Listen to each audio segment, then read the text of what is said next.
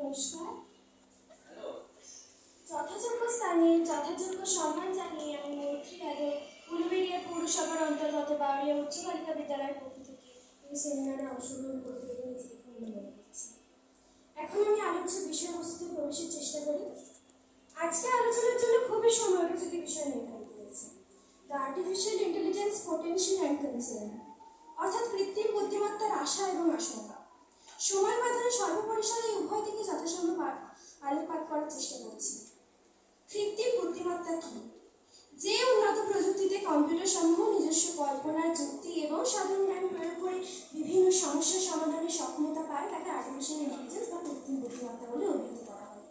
কিন্তু এআই শুধুমাত্রই কোনো যন্ত্রের মধ্যে মানবসুলভ বুদ্ধির বহিঃপ্রকাশ নয়, এটি হলো মানব বুদ্ধির দূরদর্শিতা, গভীরতা এবং বিচক্ষণতার একটি প্রদর্শনী। যেমন ধরুন, চেস বা দাবাকে আমরা বুদ্ধিমানদের খেলা বলেই মনে করি। অন্যান্য কম্পিউটার গেম বা যদি লুডোই ধরা যায়, সেক্ষেত্রেও আমাদের অনেকেরই হেরে যাওয়ার অভিজ্ঞতা আছে। এটা সম্ভব কম্পিউটারে আগে থেকেই সম্ভাব্য চাল বা পদক্ষেপ প্রোগ্রামিং করা থাকে, যেখানে আমাদের তাৎক্ষণিক বুদ্ধি পরাজিত হয়। এআই এর আধুনিক ধারণাটা সামনে আসে 1950 সালে নাগাদ। কম্পিউটার বিজ্ঞানী অ্যালেন টুরিং তার প্রকাশিত নিবন্ধে এআই এর ধারণা দেন। পরবর্তীতে 1956 সাল নাগাদ এই গবেষণাতে আরো অনন্য মাত্রা যোগ করেন বিজ্ঞানী John McCarthy, Marvin Minsky, Allen Newell, Alexander Simon প্রমুখ। এআই এর কিছু উদাহরণ হলো Google Assistant, Siri, Alexa, ChatGPT প্রমুখ। এছাড়া আজকেই ভারতীয় মহাকাশ গবেষণায় ইসরো উপগ্রহ SSLV D3EOS-08 লঞ্চ হয়েছে, যেখানে এআইও ব্যবহার হয়েছে। বর্তমানে কোনো আর্জেন্ট কাজে তথ্য প্রদানের কাজ বহুগুণে দ্রুততর সহজতর করে তুলেছে এআই। বিগত বছরে চন্দ্রয়ান 3 এর চাঁদে দক্ষিণ মেরুতে অবতরণের মাধ্যমে ভারতকে ইতিহাসে নজির করতেও সাহায্য করেছে এআই তথা আর্টিফিশিয়াল ইন্টেলিজেন্স। কিছু বছর আগে করোনা মহামারীর সময়ও বিশ্ব যখন আতঙ্কিত হয়ে গৃহবন্দী, তখন চার দেওয়ালের মধ্যে শিশুদের মানসিক বিকাশে সাহায্য করেছিল এআই। বর্তমানে চিকিৎসা শাস্ত্রেও এআই এর ব্যবহার উল্লেখযোগ্য। যেমন, অসুস্থ রোগীদের এআই রোবট কর্তৃক 24 ঘন্টার পরিষেবা প্রদান করা সম্ভব হচ্ছে। ছোঁয়াচে কোনো অসুখে আক্রান্ত কোনো রোগীদের অসুখটিকে চিহ্নিত করার সময় তাদেরকে পরীক্ষা করার ক্ষেত্রেও এআই রোবটের সাহায্য নেওয়া যেতে পারে। অস্ত্রোপচারের ক্ষেত্রে রোগীর গুরুতর অবস্থাতে, যে ক্ষেত্রে যে কোনো মুহূর্তে বড় কোনো দুর্ঘটনা বা বিপর্যয় ঘটে যেতে পারে বা স্বল্প সময়ের ব্যবধানে রোগীর প্রাণ সংশয় পর্যন্ত ঘটতে পারে, সেক্ষেত্রে সময়কে বজায় রেখে চিকিৎসা করার ক্ষেত্রে এআই রোবটের সাহায্য নেওয়া হচ্ছে। আপাতকালীন পরিস্থিতিতে এবং কোনো বিশেষজ্ঞের অনুপস্থিতিতে চিকিৎসা করার ক্ষেত্রে এআই রোবটের সাহায্য নেওয়া হচ্ছে। এছাড়া বর্তমানে কিছু অগ্রগামী দেশে শিশুদের শিক্ষাদানের ক্ষেত্রে ব্যবহৃত হচ্ছে এআই রোবট। যান পরিবহনে এআই দ্বারা গতি নিয়ন্ত্রণে অনেকাংশে দুর্ঘটনা বা অযাচিত অশান্তি তথা প্রাণহানি এড়ানো সম্ভব হচ্ছে। আগামীতে আরো বিভিন্ন কল্যাণকর কাজে এআইকে ব্যবহার করা যেতে পারে।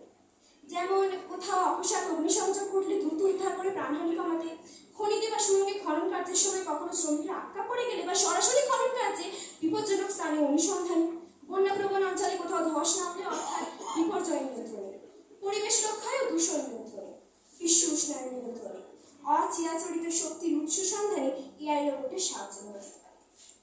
এত কিছুর পরেও তো কিছু উদ্বেগের সম্ভাবনা থেকেই যায়। যেমন, নামটা ওই 17-18 কিংবা বড়জোর 20 পর্যন্ত। এরপরে এগোতে গেলে ক্যালকুলেটর অবধারিত, অর্থাৎ আমাদের প্রজন্মের যন্ত্র নির্ভরতা বেড়েছে। পক্ষান্তরে স্মৃতিশক্তি, মেধা, সৃজনশীলতাও কমেছে।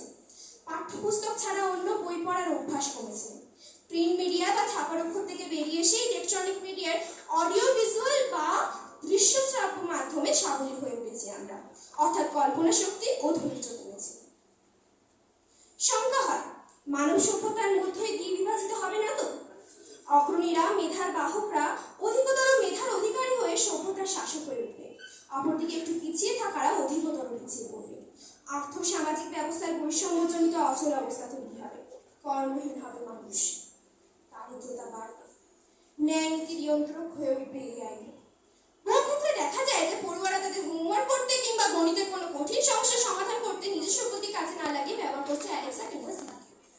এআই প্রযুক্তিকে নির্মাণে প্রচুর অর্থ ব্যয় করতে হয়।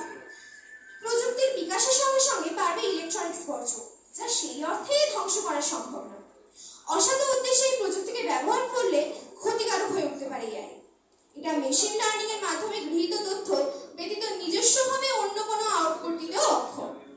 শিক্ষাক্ষেত্রে শিক্ষক হিসেবে এটিকে ব্যবহার করা হলে এআই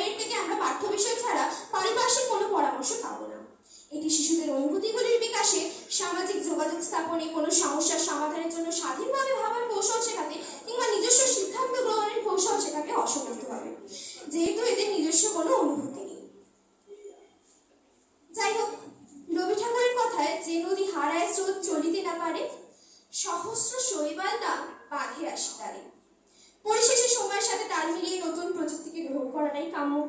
এর বিবিধ উদ্বেগের দিক থাকলেও আমরা আশাবাদী যে এই প্রযুক্তির মাধ্যমে মানব জাতির প্রভূত কল্যাণই সাধিত হইবে।